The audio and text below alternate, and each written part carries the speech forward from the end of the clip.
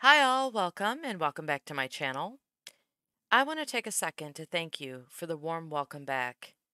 It means more to me than you know, and I really appreciate it.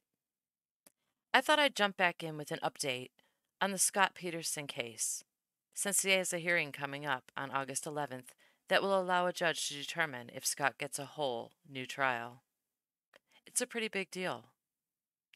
I'm sure most of you know who Scott Peterson is, but for my listeners who may not be familiar with the case, Scott Peterson was found guilty of killing his wife, Lacey Peterson, who was pregnant with their son Connor, in 2002. He's been housed in San Quentin prison since 2004, where he was placed on death row until his death sentence was overturned in 2020. In 2021, he was resentenced to life in prison without parole. His death sentence was overturned because his attorneys argued that, quote, the court found that potential jurors were dismissed erroneously, in part because they expressed general objections to the death penalty on a questionnaire. Then, after his death sentence was overturned, his attorneys argued that they found that a juror on the case did not disclose that she had been a victim of a crime on her questionnaire, which they claim may have affected her decision to convict Scott.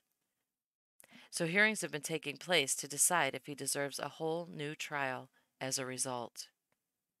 This is the short version of what has been taking place in Scott's case. But I did a video explaining it all in detail that I will pin in the comments if you want to learn more. Anyway, the case was huge, it was televised, and it gripped the nation.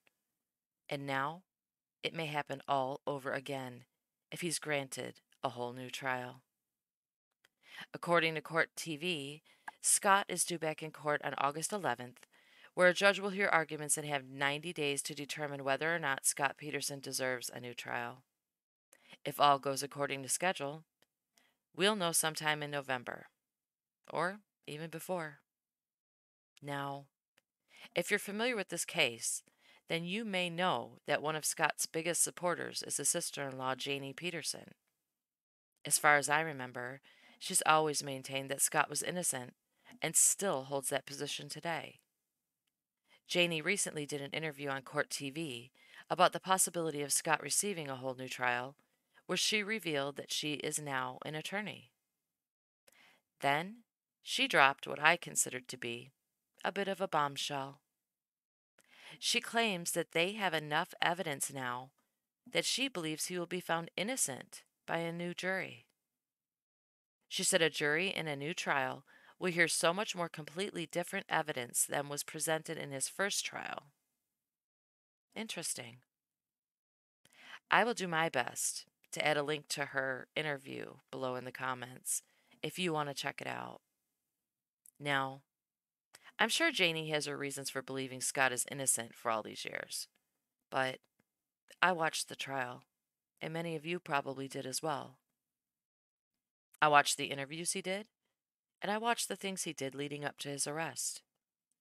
And even though the prosecution didn't have a ton of evidence, I thought it was enough to prove his guilt. But it wasn't just the evidence for me. It was the lack of emotion and lack of concern for his wife and child that I saw. For me, it wasn't even Amber Fry. I mean, that didn't help. But it was his total disconnect from the situation. And the fact that he told Amber his wife had died when she was still missing. So many things.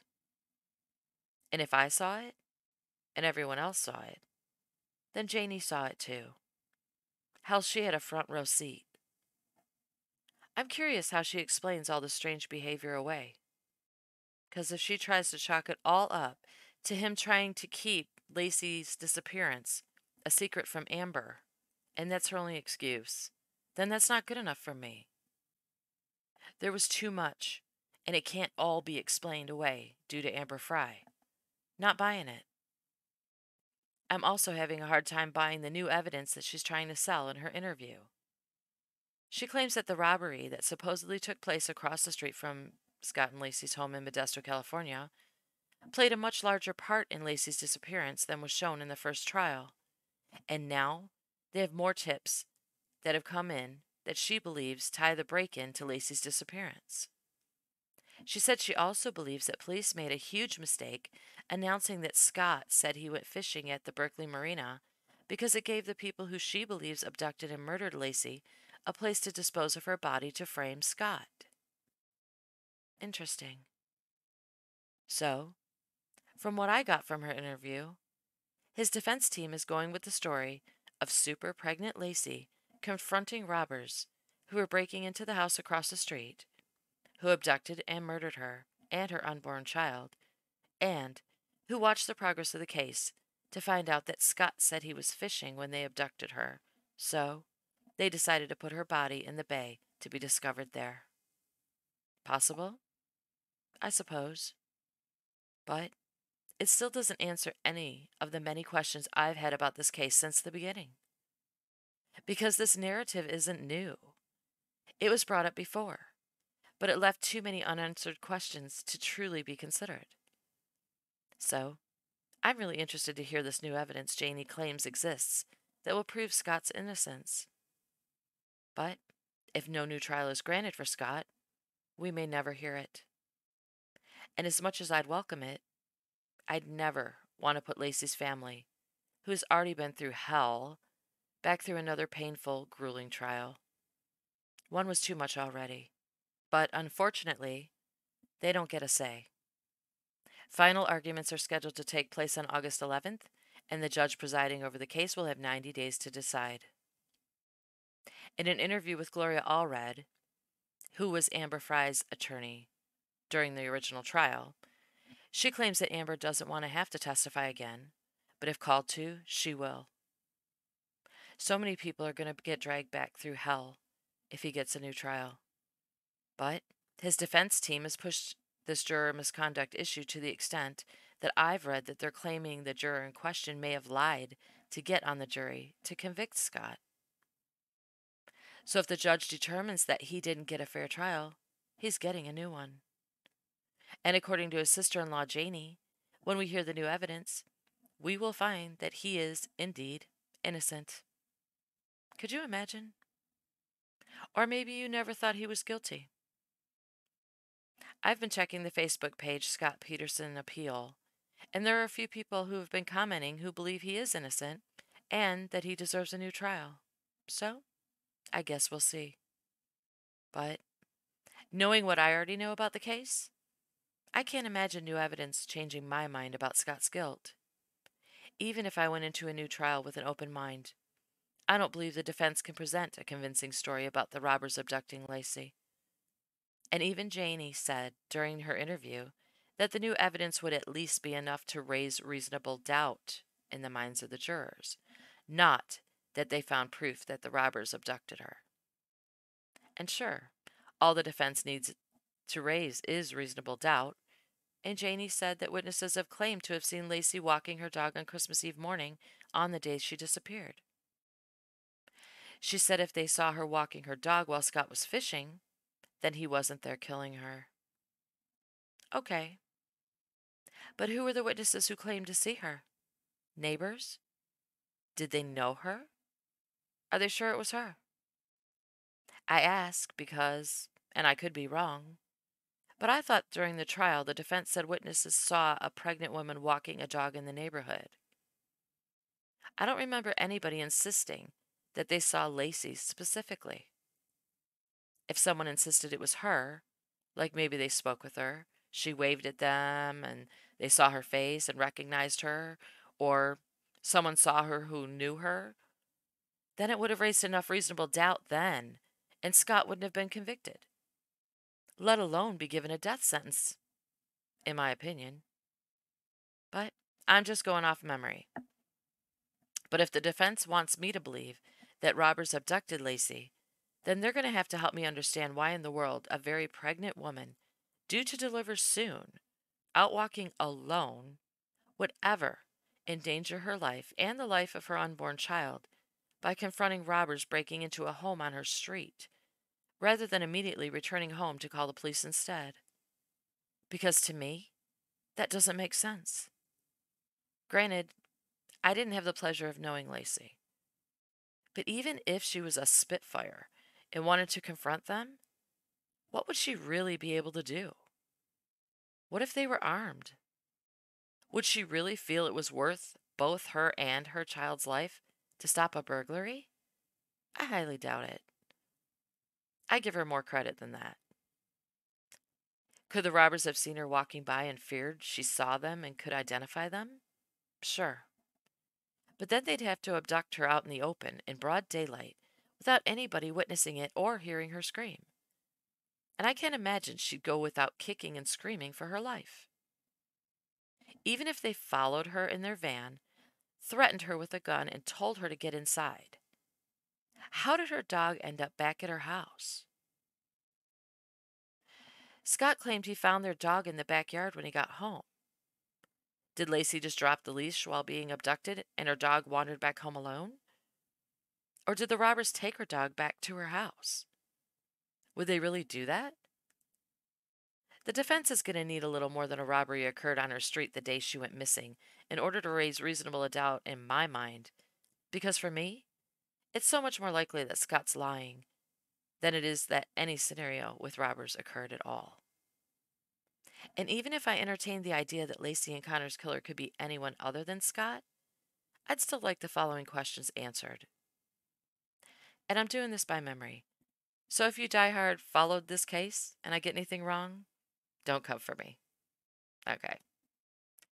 Why did Scott call Lacey's mom and tell her that Lacey was missing just because she wasn't there when he returned home? Why did Amber say Scott told her he lost his wife and it was going to be the first holiday without her if he didn't make that happen? Why would Scott drive 90 miles to go fishing and leave Lacey home alone on Christmas Eve? Why would Scott buy a fishing boat when his baby was due to be born soon? How did Lacey's hair get on the pliers that police found in his boat? And why was Scott's appearance different when he was arrested, considerably far away from his home, with quite a bit of money on him and his friend's ID? Why did I never see him show emotion? No genuine emotion. Why did he seem so cold through it all? Just a few of the many questions I'm going to have again if he's granted a new trial and his defense tries to point the finger at the robbers. And even though they aren't questions that need to be answered necessarily for a jury to find him innocent, they are questions that would need to be answered for me to think he's innocent. Now, there is a website in support of Scott called scottpetersonappeal.org that offers quite a bit of information about Scott's side of the case. It details his timeline, a section about his boat purchase, and even a section about his lies that is relatively long because he lied so much. I haven't read through the information on the website, but I will because I'm curious to hear how they try to explain all his lies and bizarre behavior while his wife was missing and after the tragic day her body and the body of their precious baby boy were found in the bay where he was fishing the day Lacey disappeared. So, now we wait. If Scott Peterson is granted a new trial after his August 11th hearing, I plan to cover it the best I can. I don't know if it'll be televised or not, but I will try to go into it with an open mind and listen to all the lovely new evidence that is supposed to razzle-dazzle me and convince me that he is not a killer. Because I'm fair. As a matter of fact, I'm so fair, I'm not even going to read Scott's sister Ann Bird's book, Blood Brother, 33 Reasons My Brother Scott Peterson is Guilty, beforehand either. Because, like his sister-in-law Janie, she was also close to Scott and Lacey, and she also had a front row seat to everything that happened before and after Lacey went missing. And I wouldn't want her 33 accounts of Scott's bizarre behavior and shady conduct, which she claims was enough to convince her that Scott, in fact, was Lacey and Connor's killer, to taint my open-minded approach to Janie's abducted by robbers in broad daylight with no witnesses after he left his very pregnant wife to drive an hour and a half away to go fishing on Christmas Eve theory. I think that's fair. You know what I always wondered? And I don't remember if it ever came up in trial. I guess I'd have to go back and check. But I wondered if police ever found a small cooler in Scott's warehouse or at his house, you know, to keep the fish in that he planned to catch that day, on ice during his long hour and a half drive back home from the bay. I mean, they'd need to be put on ice for that long of a drive, right? I wonder if police ever asked him if he took a cooler to store the fish in, or asked to see it. Now, I don't know a thing about fishing, but I know they need to be put on ice to preserve them after catching them. I wonder if he stopped to get ice on his way to the marina just in case he caught something, huh? I just don't remember hearing about a cooler or him stopping for ice or anything for his little fishing trip during the trial. But I'm probably reaching. Minor detail. I'm sure he's probably the type of fisherman who drives an hour and a half to catch them and put them right back in the water. I mean, what else are you going to do on Christmas Eve when you're not disposing of your wife's body? If I read any more updates, I will be sure to let you know. And as always, thank you so very much for taking the time to listen to this video. Stay safe out there, and I'll see you on my next video.